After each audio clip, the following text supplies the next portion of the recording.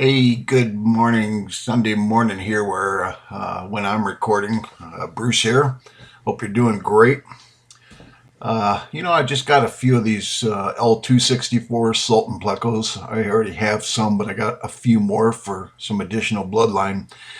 And as I was acclimating them, it got me thinking, boy, this hobby really requires a lot of patience. In other words, in this hobby, patience isn't just a virtue, it's actually a necessity if you're going to be successful.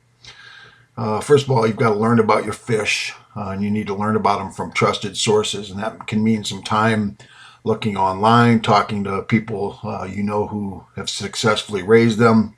Basically, just making sure you're getting good information. How big are your fish going to get? How old will they get? What kind of temperament do they have? What are they compatible with? What kind of diet do they have? Where do they live? What do they like? And then buying when you're confident that you know how to take care of the fish. Don't buy a bunch of fish and only to see half of them died because you just didn't take the time to keep them. It's not fair to them.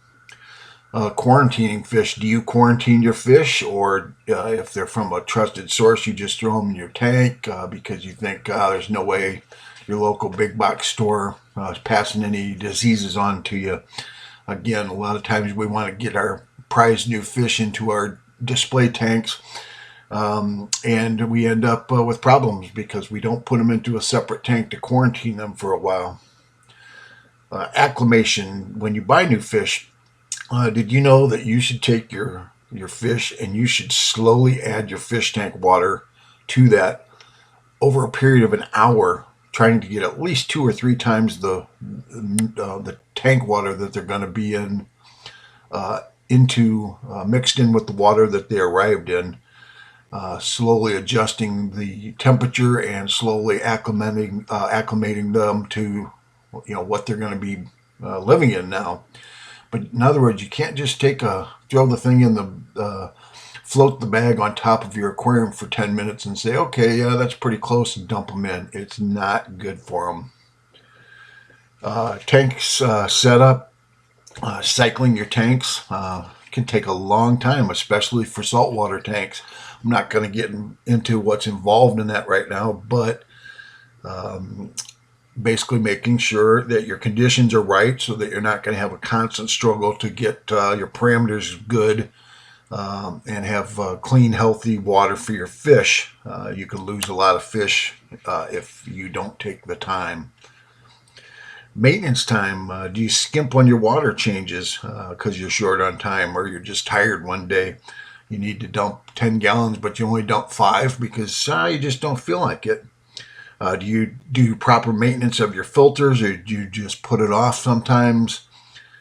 Because, again, it requires patience and time. Do you schedule cleaning of your gravel? Do you schedule cleaning of your sponge filters? And again, if you have 1 or 2 tanks, it's not a real big deal to keep track of. But if you have multiple tanks, these are things sometimes you have to actually write down and keep a schedule. And that's all patience and time. So you get your things all set up and you go to plant some plants. Do you kill plants all the time and can never get them to grow? This could be the water, it could be nutrients, could be the light, or it simply could be patience. A lot of times people plant plants, they don't take off and just grow like mad, so they think something's wrong. They end up moving them around, they play around with them too much, and they end up killing them. This is a problem.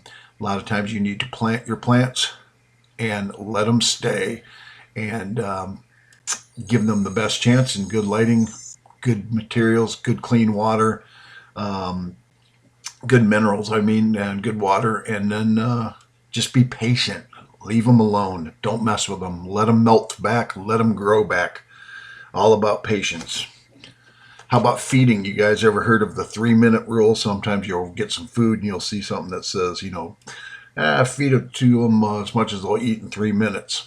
Well, do you take your time and give your fish a little bit, let them eat for a little bit, or do you dump in what you think they're going to eat in 3 minutes, only to watch a bunch of it go spilling down into the substrate and get sucked up into the filter, again, because you don't have the patience to feed them properly. Breeding is another thing. You ever know people who've gotten fish and they couldn't get them to breed, so they got bored, and then the next time you go visit them, they've got different fish now. And you say, hey, what happened to the other fish? Well, I got bored. They wouldn't breed, so I just gave it up. So I guess what I'm getting at with all this is anywhere from investigating and learning about your fish prior to buying them, through setting up your tank, through maintenance, all the way up to deciding what are you going to do. Are you going to breed them, or are you just going to enjoy these tanks or these fish for the years that they grow?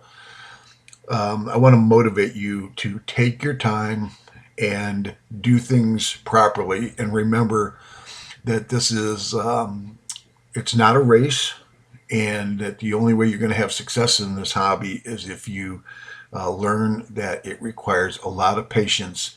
And let me tell you, you're going to find that out specifically as you get more and more tanks. So don't skimp. It's not fair to your fish, and really in the long run it's not fair to you, because you are the one that wants to enjoy these tanks. So do it right, take your time, and learn some patience. As always, thank you so much for watching. This is Bruce. I'll see you next time.